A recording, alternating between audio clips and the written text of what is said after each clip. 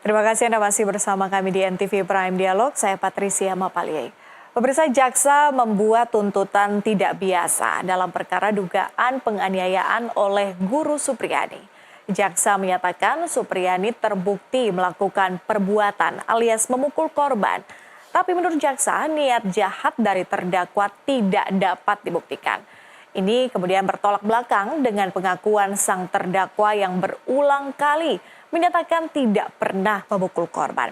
Untuk membahas kasus Supriyani ini lebih lanjut, kami telah mengundang praktisi hukum Edwin Partogi, kemudian anggota Komisi Hukum DPR Nazir Jamil, serta pakar hukum pidana Asmi Syahputra. Semuanya sudah bergabung melalui sambungan Zoom. Selamat sore Bapak-Bapak, apa kabar?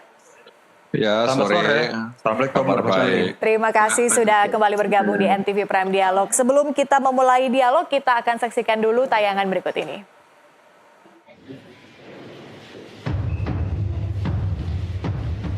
Untuk kesekian kali, Supriyani menjalani sidang di Pengadilan Negeri Andulo, Konawe Selatan, Sulawesi Tenggara, Senin 11 November 2024.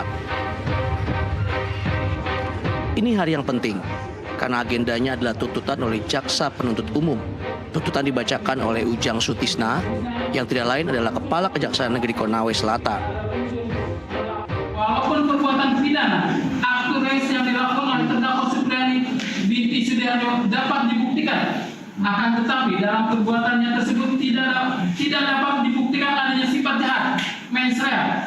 Oleh karena itu, terhadap terdakwa Supriyani binti Sudiarjo tidak dapat dikenakan pidana kepadanya. Kami penuntut umum pada Kejaksaan Negeri Konawe Selatan menuntut supaya majelis hakim pengadilan negeri Andulo yang memeriksa dan mengadili perkara ini memutuskan: 1. Menyatakan menuntut terdakwa Supriyani SPD binti Sudiarjo lepas dari segala tuntutan hukum.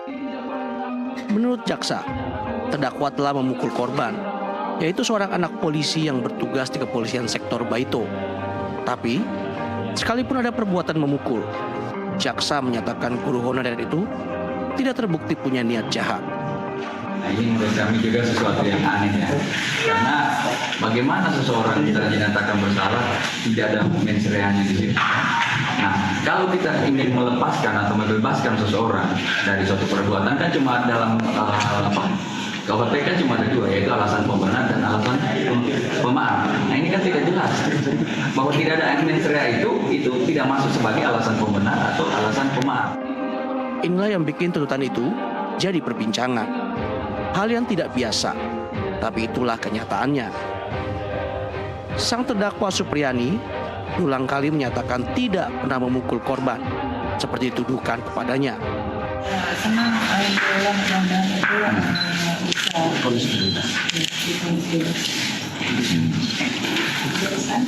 Tapi tetap akan clear Bu ya kalau tidak memukul Bu ya. Tidak memukul. Sidang kasus dugaan penganiayaan oleh Supriyani ini telah menuju ending, tapi acap kali diwarnai hal mengejutkan. Dari Konawe Selatan, Sulawesi Tenggara, tim jurnalis NTV melaporkan. Saya ingin mulai dialog hari ini dengan Bang Nazir dari DPR. Bang Nazir, tuntutan tidak biasa, Bang Nazir, terbukti memukul tapi toh tak terbukti ada niat jahat sehingga harus dilepaskan. DPR melihat sebetulnya arti tuntutan bebas ini apa, Bang? Ya, tuntutan lepas, nanti ada putusan lepas juga. Jadi memang secara hukum, ya dia sah terbukti melakukan perbuatan itu, tapi perbuatan itu tidak dipidanakan. Bisa jadi karena dia tidak punya niat jahat, sehingga dia tidak dijatuhi hukuman. Karena memang dia sebagai seorang guru, dia ingin mendidik, memberikan efek jerah, sehingga mungkin saja dia melakukan itu meskipun Supriyani tidak mengakui perbuatannya tersebut. Tapi kan dalam persaksian yang saya ikuti perkembangannya, ahli medis mengatakan bahwa ada bekas pukulan di paha sang murid tersebut, ya. Tetapi memang kita harus apresiasi ya terhadap tuntutan jaksa ini, dan ini memang sesuatu yang mungkin sudah jarang dilakukan selama ini. Jadi jaksa diharapkan memang bisa melakukan hal yang sama dalam kasus-kasus seperti ini. Sebab sejak awal saya sudah katakan untuk apa sebenarnya sehingga kasus ini sampai ke persidangan. Kenapa kasus ini kemudian harus singgah di kantor polisi, kemudian sampai di majelis hakim? Apa sih yang dicari? Kan itu pertanyaan yang saya sering sampaikan. Oleh karena itu, alhamdulillah bahwa jaksa mungkin mendengar apa yang kami sampaikan, sehingga dia melakukan satu tuntutan yang mungkin saat ini jarang terdengar. Oleh karena itu kami di DPR RI, khususnya di Komisi 3, itu memberikan apresiasi terkait dengan tindakan yang dilakukan oleh kejaksaan, ya, dan mudah-mudahan majelis hakim bisa ya menindaklanjuti atau menyahuti apa yang dituntut oleh jaksa sehingga ada putusan lepas yang dilakukan oleh majelis hakim tersebut. Jadi ini mirip-mirip juga sebenarnya dengan ya restoratif justice, walaupun tidak mirip betul ya, tapi ada upaya-upaya untuk membebaskan, dan bisa jadi ini juga win-win ya solution. Jadi kalau Supriyani tidak mengakui bahwa dia melakukan pemukulan, tapi jaksa bersetubuh bahwa dia melakukan itu, tapi dia tidak punya mens rea, tidak punya niat jahat untuk melakukan itu, sehingga dia dituntut tuntutan lepas. Oke, sebelum kita gali lebih dalam, saya ingin dengar perspektif dari Pak Edwin. Pak Edwin, kalau dari Anda seperti apa melihat tuntutan bebas ini? Ya, saya melihat ada 3 hal ya dari tuntutan lepas ini. Pertama, ada kesan bahwa ini bagian dari cuci dosa dari jaksa. Karena sebenarnya kan proses perkara sampai persidangan ini tidak akan terjadi kalau tidak tuntutan dakwaan dari jaksa. Yang dari sejak proses penyerahan perkara penyidik ke jaksa, sebenarnya sudah jaksa punya kewenangan juga untuk melakukan penghentian perkara di level kejaksaan. Itu yang tidak dilakukan. Kedua, ada nuansa yang menurut saya tidak ikhlas dalam membuat tuntutan ini ya.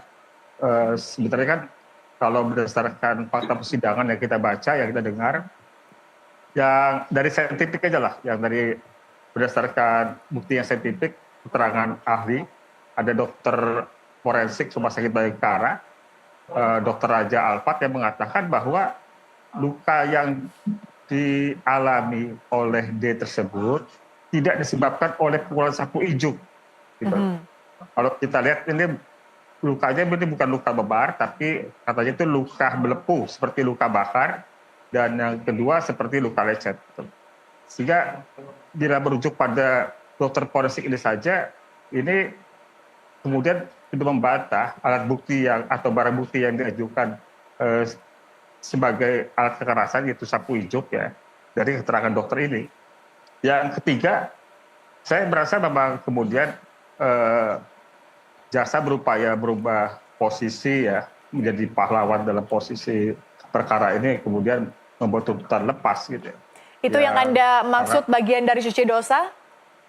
Iya, karena kemudian dari panggung lain bahwa dia menjadi bagian dari pahlawan dari perkara ini, padahal sebenarnya kan dari sejak awal saya sampaikan perkara ini nggak perlu maju kalau jaksanya cukup profesional ya dalam menangani perkara sejak awal. Jadi 3 hal itu yang menurut saya memberikan kesan kenapa tuntutan lepas ini kemudian dimajukan dibanding kepada bahwa jaksa menyatakan untuk menuntut bebas Supriyani, karena tadi bukti saintifik yang diajukan itu saksi ahli forensik menyatakan bahwa luka yang dialami oleh korban D bukan disebabkan oleh sapu ijuk. Demikian, Mbak. Oke, dengan kata lain Anda mau sebutkan atau mengafirmasi bahwa jaksa tidak profesional menangani kasus ini? Oh iya, jelas sejak awal kan memang ada masalah gitu. Ya, kalau kita lihat dari sejak penyerahan kasus ini dari penyidik kepada jaksa, itu kan proses untuk kemudian dilakukan penahanan oleh jaksa dan kemudian diserahkan berkas dakwaannya kepada persidangan ya, itu memang sangat cepat. Di proses penyidikan nggak ditahan, di proses ketika penyerahan kepada jaksa kemudian ditahan.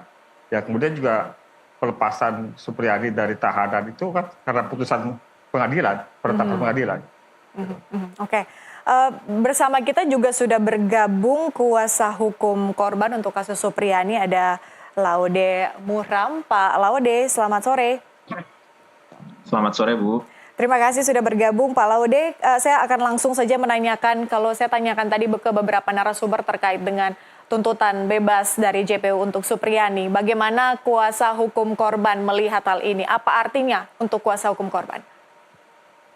Saya pikir kami fokus ya bahwasanya JPU itu yakin bahwa Supriyani ini memukul. Ya.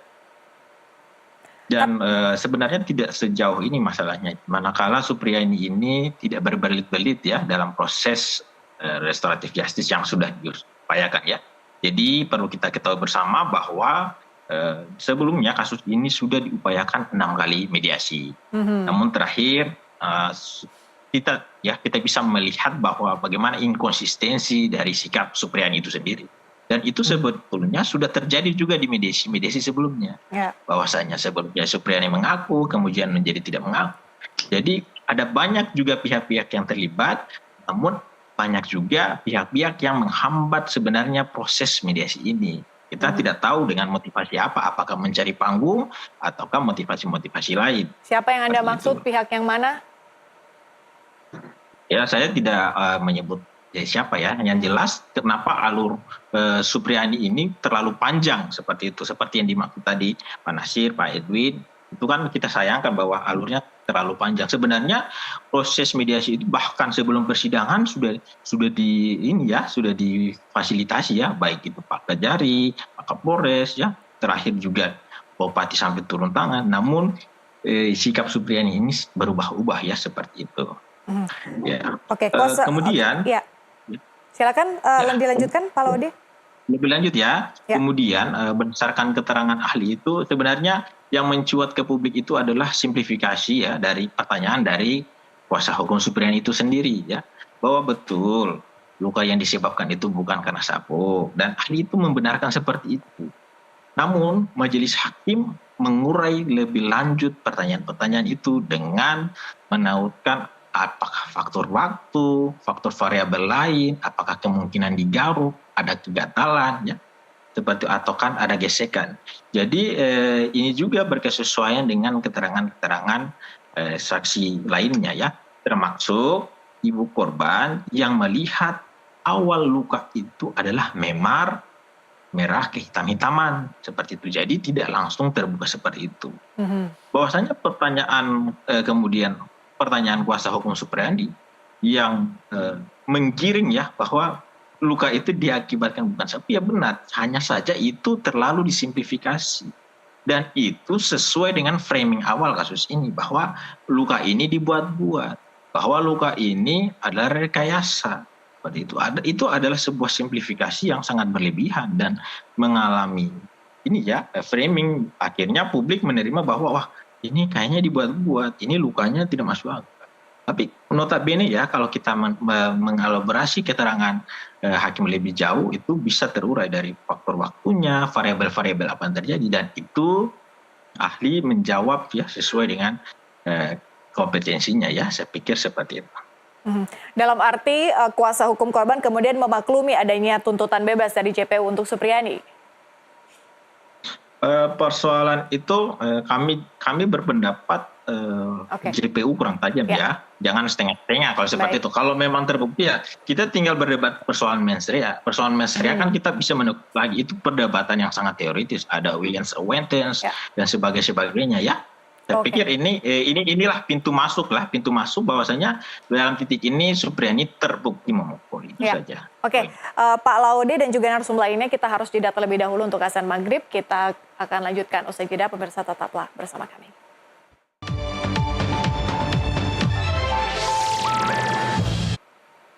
Terima kasih Anda masih bergabung di NTV Prime Dialog bersama saya Patricia Mapali.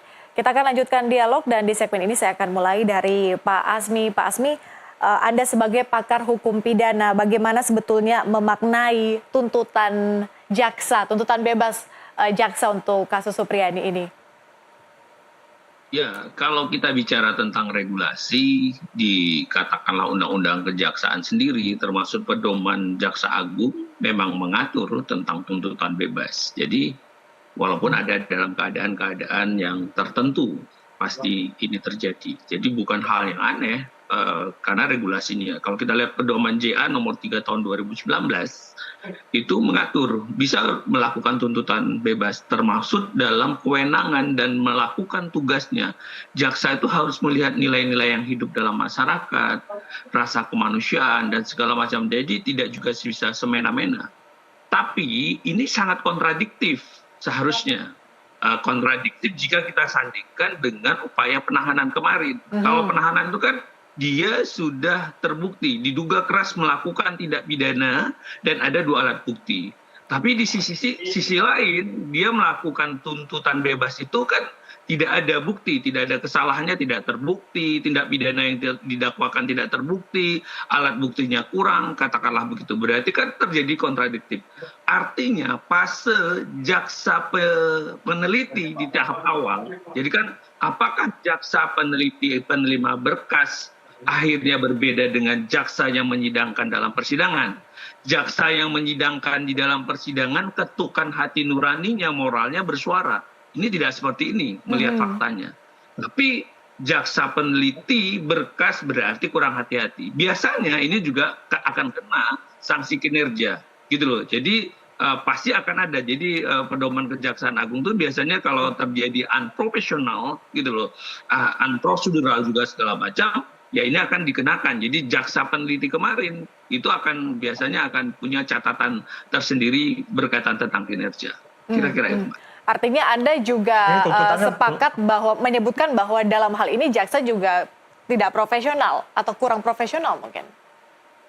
Jaksa yang tidak profesional di tingkat jaksa peneliti. Tapi jaksa yang menyidangkan kita harus bilang dia berani mendobrak, melakukan satu terobosan nuraninya, moralnya, karena dia melihat lah tidak seperti apa yang diceritakan, tidak seperti fakta yang diceritakan. Jadi ya dua-duanya harus kita apresiasi bagi yang berani dan harus diberikan juga sanksi katakanlah terhadap secara disiplin atau mungkin kinerja kepada jaksa peneliti yang tadi tidak hati-hati. Saya sih dari hal ini juga yang paling penting adalah tidak melihat kalah menangnya, tapi adalah solusi ke depan, gitu loh. Solusi ke depan adalah pentingnya perlindungan hukum bagi guru, gitu loh. Perlindungan hukum bagi para pendidik ini nih. Jadi sepanjang sebatas kan mereka para guru atau katakanlah dosen, artinya bukan karena saya juga dosen, karena memang itu dia bisa melakukan penilaian, mentransformasi nilai-nilai, mentransformasi katakanlah perilaku, tingkah dari sifat menjadi sikap, gitu loh. Jadi ya mereka punya hak untuk menilai dan juga memberikan sanksi. Sepanjang itu adalah sanksi disiplin dalam batas-batas kaidah, saya kira ini juga layak harus dipertimbangkan untuk dilakukan perlindungan. Harus ada kesadaran bersama antara orang tua, pihak sekolah, guru, siswa. Saya bayangkan dulu saya mungkin di eranya Bang Nasir atau Bang Edwin atau siapapun, kayaknya kita kalau dikena sanksi sama guru tuh malah kita yang dimarahin dulu sama orang tua atas kesalahan apa, gitu loh, atas kekeliruan apa, bukan langsung membentengi anak atau lama-lama nanti guru juga enggan gitu, malah mereka para guru membentengi dirinya, jadi cuek dan segala macam. Anda sedang berbicara soal undang-undang perlindungan guru kah seperti yang digaungkan oleh PGRI? Oh iya, jadi dalam Undang-Undang Perlindungan Guru kan memang memberikan juga perlindungan hukum, tapi wujudnya itu apa? Sering sekali nunggu berbenturan ada bermasalah begini, baru kita seperti kayaknya mau peduli gitu loh. Tapi kayaknya hanya pasal-pasal mati saja di dalam itu. Undang-undangnya belum ada, Pak Asmi kalau saya tidak salah ya. Undang-undang Perlindungan Guru. Oh tidak, dia ada undang-undang guru, tapi ada satu pasal yang mengatur tentang perlindungan guru, gitu loh. Ada perlindungan hukum. Jadi bukan secara khusus ada, tapi di undang-undang guru itu dibilang guru mendapatkan perlindungan hukum. Wujud ini yang harus dioperasionalkan, perlindungan hukum guru itu. Oke, Pak Asmi. Pak Asmi, kami kehilangan suara Anda, Pak Asmi. Baik, oke, kalau gitu saya menuju ke Bang Nasir terlebih dahulu deh. Bang Nasir, menindaklanjuti kemudian kasus-kasus seperti kasus Supriyani ini yang menyita perhatian publik, kemudian kemarin atau beberapa saat yang lalu DPR bertemu dengan Kapolri. Kami ingin tahu Bang, pertemuan itu hasilnya apa dan seperti apa bentuk komitmen dari Kapolri dan juga DPR soal kasus ini? Iya, pertama saya ingin menyambung apa yang disampaikan oleh Bung Edwin ya. Tadi saya juga sampaikan di segmen pertama saya sampaikan soal win-win solution atau ini ya menyelamatkan muka kejaksaan kalau dalam bahasa Bung Edwin cuci dosa. Ya jadi ini memang menyelamatkan wajah ya yang sudah mendapat sorotan tajam dari publik. Kenapa kemudian jaksa membawa ini ke ruang persidangan? Seharusnya jaksa dengan kepolisian itu bisa berkolaborasi untuk menghadirkan kemanfaatan dan keadilan hukum terhadap Supriyani tersebut. Ya, meskipun kita dari kejauhan tidak tahu betul seperti apa ceritanya, ya. Tapi paling tidak kita bisa membaca karena kasus-kasus seperti ini juga kerap terjadi. Nah kemarin memang Komisi 3 itu rapat kerja dengan Kepolisian Republik Indonesia. Nah kita meminta kepada Kapolri ke depan, jika ada hal-hal seperti ini maka pengawasan itu harus lebih ditingkatkan. Ada peraturan Kapolri terkait dengan restoratif justice. Memang di situ disebutkan bahwa harus ada keinginan damai dari salah satu pihak. Jika ada yang tidak ingin damai, maka itu akan dilanjutkan. Nah, kata atau frasa ingin damai atau bersedia damai, ini kan juga harus dikondisikan. Ya, harus dikondisikan, tidak serta-merta kemudian dibiarkan begitu saja. Jadi aparat penegak hukum kan punya wawasan, punya pengetahuan. Mereka bisa mengedukasi ya orang-orang yang terlibat dalam kasus hukum itu. Dia bisa memberikan perspektif ya terkait dengan upaya mereka melakukan restoratif justice. Jadi sepertinya kadang aparat penegak hukum tidak mau kerja lebih. Nah ini masalahnya. Mereka tidak mau kerja lebih, ya cukup dengan apa yang mereka. Jadi legalistik, formalistik itu sudah sangat mendominasi di kepala para penegak hukum, ya, sehingga mereka tidak melihat jalan lain kecuali ya harus dijalankan karena tadi ada salah satu pihak yang tidak mau damai. Oleh karena itu kepada Kepolisian Republik Indonesia kami berharap agar polisi itu lebih mengedepankan ya soal perlindungan, pengayoman ya terhadap korban-korban atau pelaku-pelaku yang bisa itu didamaikan. Jadi penegakan hukum itu kan ultimum remedium ya, upaya terakhir sebenarnya ketika ada hal-hal seperti ini, kecuali kasus-kasus korupsi gitu ya, kasus pembunuhan berencana ya, atau kasus-kasus lain ya itu barangkali tidak masuk dalam daftar ini. Tapi dengan kasus-kasus Supriyani ini kan akhirnya apa? Akhirnya tadi itu bahwa guru seperti tidak berani untuk melakukan tindakan-tindakan. Meskipun kita tidak menutup mata bahwa ada juga guru dalam tanda kutip yang kejam ya. Tapi sekali lagi secara umum guru jangan dikriminalkan. Jadi cara-cara seperti ini ya seperti mengkriminalkan para guru dan membuat guru jadi takut untuk mendisiplinkan siswanya. Bang Nazir, Kapolsek dan juga Kanit Reskrim Barito dicopot, apakah itu sudah cukup? Ya, kemarin juga kami mendesak seperti itu ya, mendesak seperti akan diberikan sanksi pada Kapolsek dan aparat di kepolisian sektor tersebut. Ya sebenarnya ya bisa didisiplinkan ya, didisiplinkan ya sehingga kemudian dia tidak mengulangi lagi ketika diberikan posisi. Jadi sekali lagi memang ya kita serahkan kepada kepala kepolisian ya, kita sudah berterima kasih karena sudah dicopot dan tinggal didisiplinkan dalam tanda kutip ya oleh pimpinannya di sana ya sehingga kemudian menjadi pembelajaran. Bagaimana dengan soal uang damai Bang Nazir yang kemudian juga mencuat ya soal uang damai di dalam kasus Supriyani ini, bagaimana DPR menanggapi hal itu? Ya dan ini memang terus didalami oleh pihak kepolisian ya, dari Kapolda, Kapolres diharapkan bisa memberikan atensi mendalami ini, jangan dibiarkan juga lenyap. Jadi jangan sampai kemudian ketika tuntutan lepas, saya nggak tahu ya apa tuntutan lepas apa tuntutan bebas. Jadi jangan sampai tuntutan lepas ini ya kemudian menihilkan semua informasi yang ada dalam pusaran kasus itu, gitu. Termasuk juga soal uang damai dan lain sebagainya. Jadi jangan sampai kemudian ya sudahlah ada tuntutan lepas lalu semuanya diselesaikan tanpa ada upaya untuk mendalaminya dalam rangka untuk menegakkan etika dan disiplin di tubuh kepolisian Republik Indonesia. Oke, itu berarti harus diselidiki lebih lanjut. Pak Edwin, kalau dari perspektif Anda sebagai praktisi hukum sebetulnya melihat implikasi hukum dari baik itu tuntutan atau mungkin ya katakanlah misalnya putusan bebas gitu, itu seperti apa untuk kasus-kasus serupa di masa depan? Ya, setahu saya bukan tuntutan bebas ya, tetapi tuntutan lepas. Tuntutan lepas itu bisa dua makna yang berbeda. Tuntutan lepas ya. Kalau tadi kita melihat pada proses ya, umumnya gini, Mbak. Perkara-perkara yang secara substansi bermasalah, biasanya juga secara prosedural bermasalah. Pada perkara Supriyadi juga dapat kita lihat ya, setidaknya dalam pembacaan kita tentang pengambilan barang bukti sapu ijuk yang lebih dahulu dibanding laporan polisi, tentang upaya dari penyidik yang mendorong agar Supriyadi meminta maaf kepada orang tua D. Gitu.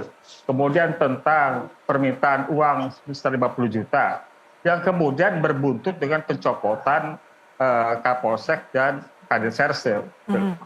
Jadi biasanya itu satu pasangan ya, yang nggak bisa dilepaskan. Secara substansi bermasalah, secara prosedural juga pasti biasanya bermasalah. Gitu.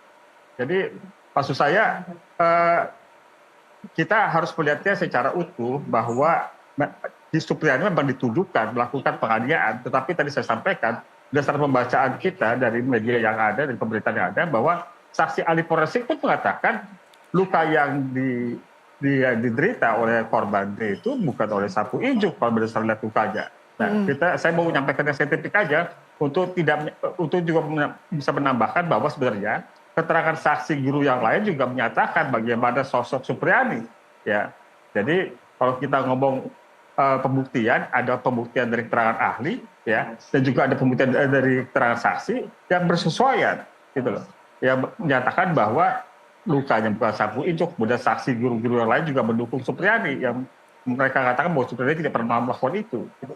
Jadi ini bukan dari ruang hampa atau kemudian kita seperti membenarkan saja bahwa guru boleh menertibkan, tapi saya pikir lebih pada pokoknya bahwa perbuatan itu jangan-jangan memang tidak pernah ada, tidak pernah dilakukan oleh Supriyadi, sehingga tadi bermasalah secara prosedural dan kemudian bermasalah secara substansi. Ya kalau kita sampaikan bahwa tuntutan itu tuntutan lepas itu biasanya ada dua pendekatan, ada alasan pemaaf, ada alasan pembenar. Tentu Prof. Asmi yang bisa lebih menguraikan. Jadi ini bukan tuntutan bebas. Jadi bukan Supriyadi tidak terbukti, tapi tuntutan lepas ini Supriyadi terbukti, tapi tidak dipidana atas perbuatannya itu. Gitu. Oke, berarti lebih. Ya, jadi tentu saya sepakat apa yang disampaikan Pak Natsir ya. Tentu penting buat kita untuk melakukan monitoring, melakukan pengawasan, karena ini juga hal yang mungkin lemah di tingkat aparat di bawah, ya. Terutama juga menyangkut soal kualitas dari SDM kita di tingkat pendidikan, tingkat penuntutan, ya. Bagaimana kemampuan pendidikan mereka, apakah sudah ada perhatian, bagaimana kontrolnya supaya tidak ada melakukan penyimpangan, ya.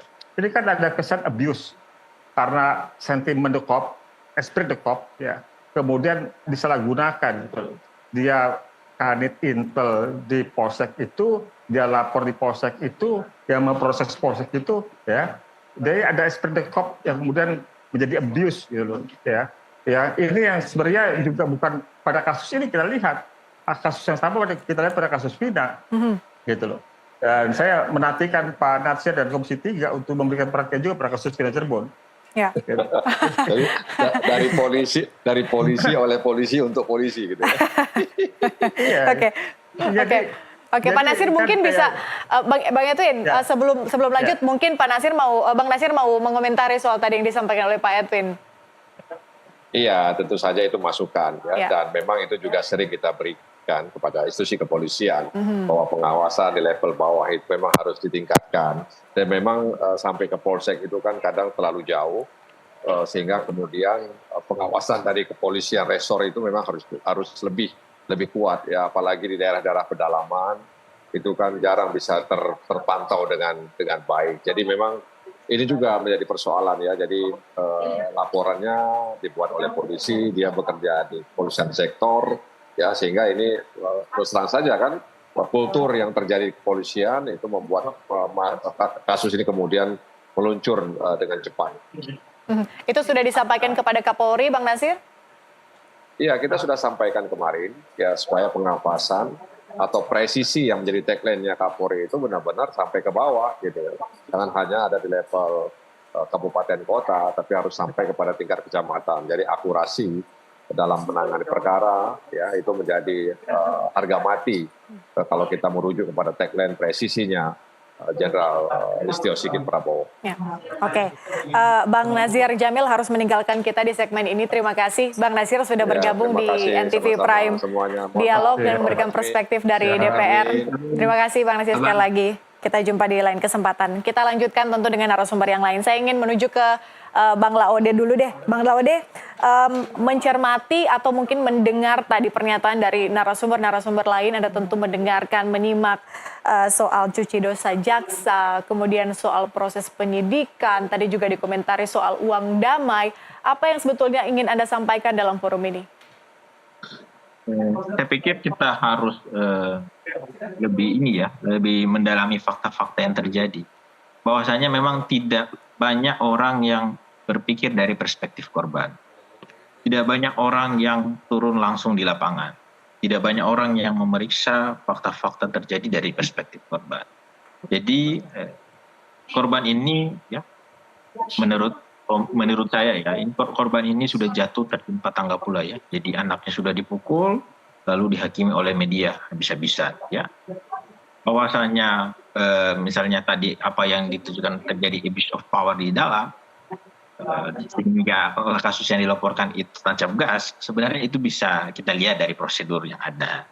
Ya, kalau kita lihat juga dari range waktu, bahkan kasus ini sempat mandek 2 bulan di Polsek. Itu sempat mandek 2 bulan Pak di Polsek. Jadi sempat juga terjadi mediasi. Jadi sebenarnya kasus ini sudah terjadi 6 kali mediasi Pak. Kalau kita mau catat, bahkan awalnya itu dilaporkan, sebelum dilaporkan itu sudah dipanggil Bu Supriyaninya. Hanya saja pada saat dipanggil itu Bu Supriyani itu membentak korban ini di hadapan orang tua korban dan penyidik, dan itu membuat sakit hati dari orang tua korban. Dan fakta itu tidak pernah terkuat ke publik. Yang terkuat ini yang coba di framing. Yang terkuat ini adalah informasi-informasi yang disimplifikasi.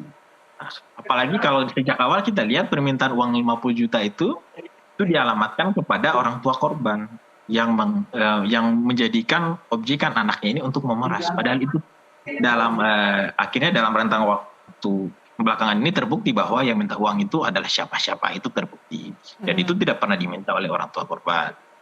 Nah, kemudian proses juga keterangan-keterangan dari ahli itu juga kan ada simplifikasi informasi. Ya seperti yang saya utarakan tadi bahwa yang menguntungkan saja dari pihak Supriyani ini yang diberitakan itu secara massal. Saya mengajak bapak-bapak sekalian untuk berpikir juga dari perspektif korban, menyelami data-data yang ada ya, fakta-fakta yang ada ya. Karena saya juga sebagai seorang yang membela terdakwa, membela korban ini, saya melihat memang ada peristiwa pidana yang terjadi ya. Saya melihat seperti itu ya. Bukan sekonyong-konyong bahwa saya membela seperti itu ya. Jadi saya melihat memang Ibu Supriyani ini benar-benar memukul ya. Dan saya sangat saya justru mengapresiasi dia yang ya meskipun dengan malu-malu mengatakan bahwa Supriyani ini memukul.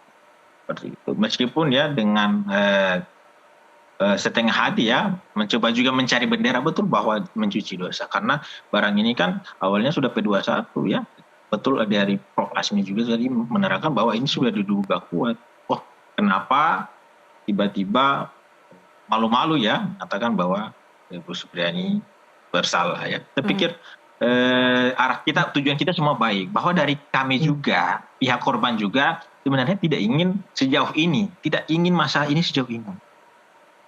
Bahkan kami dari pihak korban sudah ya mengupayakan mediasi, mengupayakan perdamaian, hanya saja banyak pihak-pihak yang menghalangi, Pak. Banyak pihak-pihak yang menghambat proses ini.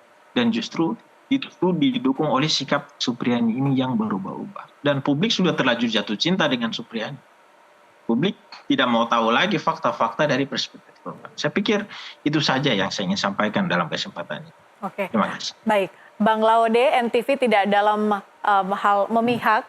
Itulah kenapa kami mengundang Anda untuk mengonfirmasi beberapa hal di sini. Kami berikan kesempatan atau forum ini untuk Anda berbicara dari sisi korban. Kita tentu masih akan lanjutkan, kita harus jeda terlebih dahulu Bapak-Bapak. Tetaplah bersama kami, NTV Prime segera kembali.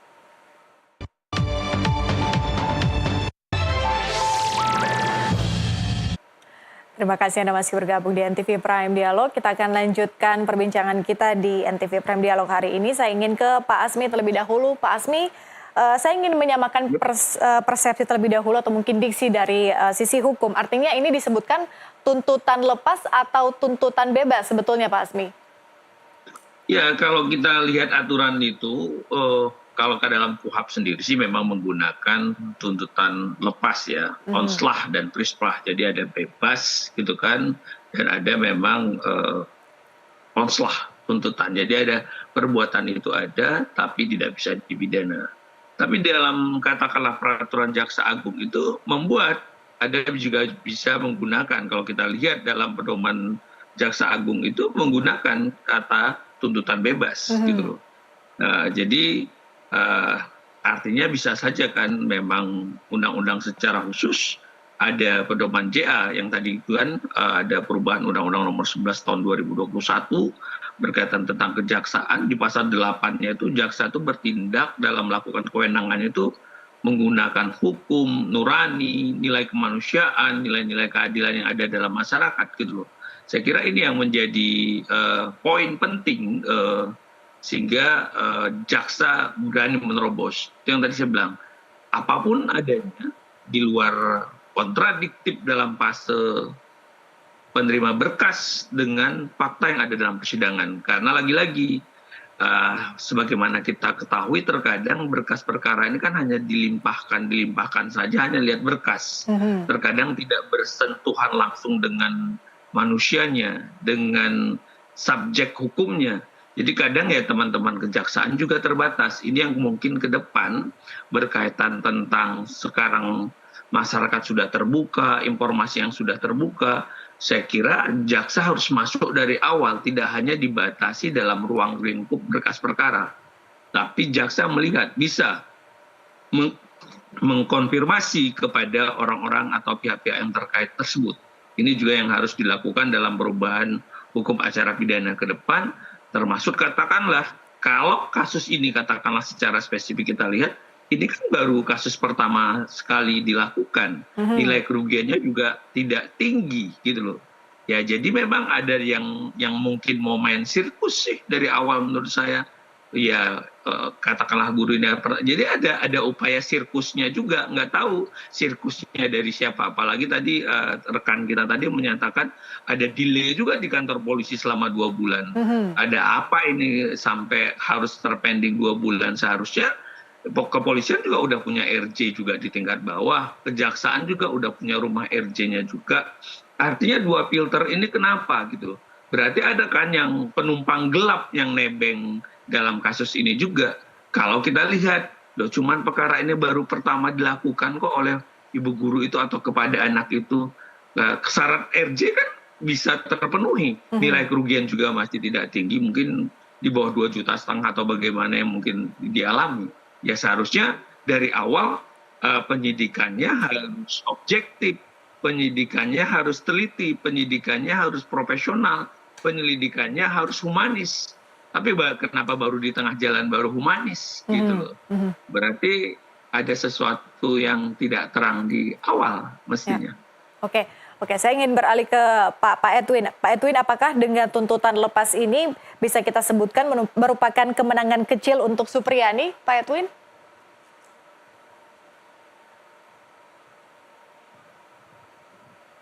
Pak Edwin? Baik, kami masih menantikan suara Pak Edwin. Ya, boleh silakan Pak Edwin. Ya, ini tentu merupakan pengakuan juga ya secara tidak langsung bahwa memang dalam perkara ini memang ada masalah yang kemudian kan juga mendapat, harus kita ikat di awal ada respon dari pihak Kejaksaan Agung ya. Yang mana kemudian pihak Kejaksaan Agung juga turun untuk langsung mensupervisi perkara ini gitu loh. Yang kemudian tentu tuntutan lepas ini tidak lepas dari peran dari Kejaksaan Agung. Tapi yang kemudian menjadi catatan kita, kenapa proses-proses hukum seperti ini kerap terjadi ya. Tentu tadi kita singgung misalnya ada soal uang 50 juta yang kemudian juga berimbas kepada dicopotnya jabatan Kapolsek Baito dan juga Kanit Reskrim ya. Dan juga misalnya soal kecepatan proses ataupun bagaimana proses perkara ini dilakukan oleh korban yang merupakan Kanit Intel ya di polsek tersebut ya. Ini kan seperti memang ada problem di soal-soal seperti itu ya. Termasuk juga ada ketimpangan, ada strata sosial yang seperti ada kasta yang bisa dikesampingkan untuk proses hukum yang lebih adil ya. Dengan posisi ketimpangan ekonomi atau akses politik yang tidak dimiliki oleh Supriyani. Supriyani ini dalam posisi yang menurut saya memang tidak punya kekuatan kecuali kemudian dukungan dari media dan dari netizen yang cukup besar yang kemudian membuat kita semua terbuka ada peristiwa seperti ini. Saya tetap walaupun tidak dalam posisi kita menafikan bahwa kita punya kepedulian terhadap korban anak, tetapi juga jangan kemudian memanipulasi dan memanfaatkan status atau undang perlindungan anak dengan alasan itu kemudian kita bisa melakukan rekayasa kasus gitu loh. Jadi jangan juga dengan dalih itu kita kemudian memfasilitasi terjadi rekayasa kasus ya. Yang tadi saya sampaikan, perpaduan antara problem substansi dan problem struktur, problem prosedural dalam proses hukum yang bermasalah itu selalu bergandengan gitu loh. Proses hukum prosedural yang bermasalah dan kemudian juga substansinya juga dipertanyakan gitu loh. Itu memang satu hal yang memang selalu bergandengan dan itu yang selalu jadi bahan koreksi kita yang kita nggak tahu kapan ini berakhir ya. Tentu kita berharap memang ada upaya-upaya serius dari Kapolri, dari Kejaksaan Agung ya untuk dapat melakukan pembenahan, peningkatan kualitas SDM termasuk pengawasan gitu. Kalau hal yang terus terjadi ya kita seperti menunggu masa di mana rakyat akan mengambil jalan hukumnya sendiri ya. Kalau kemudian hukum itu mengalami ketimpangan, mengalami keberpihakan hanya pada mereka yang kuat, yang kuasa, yang punya modal. Mungkin itu pandangan saya. Oke, Pak Edwin, bagaimana seharusnya kita memotret dari perspektif korban untuk kasus-kasus seperti ini, khususnya kasus Supriyani?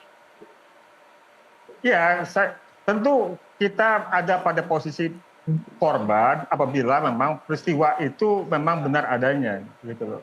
Tapi sejak awal dari apa yang kita dapat pahami, dapat ketahui bahwa ada upaya untuk mendorong ya atau kalau bahasa lebih kasarnya memaksakan supaya Supriyani mengakui perbuatannya gitu loh ya. Yang tadi disebutkan mediasi itu kan ada disampaikan oleh kepala sekolah SD Baito bahwa ada dorongan dari penyidik agar Supriyani mengakui saja perbuatannya itu kepada orang tua korban dan kemudian selesai. Tapi yang ternyata tidak juga, yang kemudian juga berujung kepada permintaan uang 50 juta dan kemudian naik proses ke penyidikan dan kemudian penyerahan berkas ke penuntutan, ke jaksa. Nah, ya tentu hal-hal seperti ini tidak boleh lepas dari pantauan kita bersama, termasuk juga dukungan dari netizen, dari media, dari akademisi untuk terus mengkritisi hal seperti ini. Ini penting untuk kita bukan hanya soal mengabaikan keberpihakan pada korban, tapi jangan menyalahgunakan hukum ya dengan dalih korban anak ya, kemudian menjadi jalan untuk merekayasa kasus. Demikian, Mbak. Oke, dengan perjalanan kasusnya sudah di meja hijau saat ini, Pak Edwin, dengan banyak sekali dinamika di situ. Bagaimana apakah sudah bisa dibaca arah putusan Hakim PN Andolo? Ya, tentu kan kalau dari jaksa sudah nuntutnya lepas ya. Tentu kalau dari pihak kuasa hukum Supriyani tentu akan nuntut bebas. Ya tentu dua hal itu saja akan kita saksikan dalam putusannya. Apakah hakim mengabulkan tuntutan lepas dari jaksa atau hakim mengabulkan tuntutan bebas dari kuasa hukum Supriyani. Demikian, Mbak. Oke, baik. Saya ingin beralih ke Bang Laude. Bang Laude, tentu di awal Anda sudah sebutkan bahwa sebetulnya Anda memaklumi ada tuntutan lepas ini. Tapi kalau bisa menggambarkan dari sisi ibu korban mungkin atau dari sisi keluarga, sebetulnya apakah ini mengecewakan dengan tuntutan jaksa ini? Tentu saja kami sedikit kecewa ya, karena ada konsistensi dari jaksa ya. Jadi harusnya memang Supriyani ini ya tentu ya terbukti bersalah ya. Dan kami juga tidak konyong-konyong untuk memenjarakan Ibu Supriyani. Kami kan menerima ya bahwa jika Supriyani diponis percobaan misalnya ya. Namun poin pentingnya di sini adalah bagaimana Ibu Supriyani ini terbukti melakukan pemukulan itu saja. Karena terlalu jauh ya publik sampai menjustifikasi bahwa ini ada rekayasa kasus ya. Betul bahwa ada aspek yang sangat bermasalah di prosedur. Jadi ada menginjak istilah tadi Prof. Azmi bahwa ada banyak pemain sirkus ya, yang menumpang kasus ini. Betul bahwa ada banyak pihak-pihak yang mencari panggung ya, misalnya yang memaksakan setelah mediasi kemudian mencabut kembali ya. Notabene ya sebelum ada mediasi di awal itu Supriyani itu ya mengakui perbuatannya dan itu tidak pernah tercuat ke publik ya. Supriyani itu mengakui, apakah itu dalam kondisi tertekan dan tidak itu sebenarnya masih bisa lagi ditelusuri faktanya karena kami banyak keterangan dan banyak saksi juga bahwa Ibu Supriyani itu sudah beberapa kali mengakui, bahkan menangis-nangis, memeluk dan bahkan ya membawa uang untuk perdamaian dan itu membuat ketersinggungan dari pihak korban. Mengapa ya kalau memang tidak bersalah kan itu tidak diakui berkali-kali dan itu tidak ada faktor relasi kuasa, tidak ada penekanan ya. Kalau yang dibuat penekanan itu ya nanti setelah peristiwa-peristiwa itu. Jadi di awal-awal saya garis bawahi di awal-awal Ibu Supriyani mengakui. Nanti ada aspek-aspek lain ya, variabel-variabel lain baru terjadilah ya drama yang begitu panjang ya.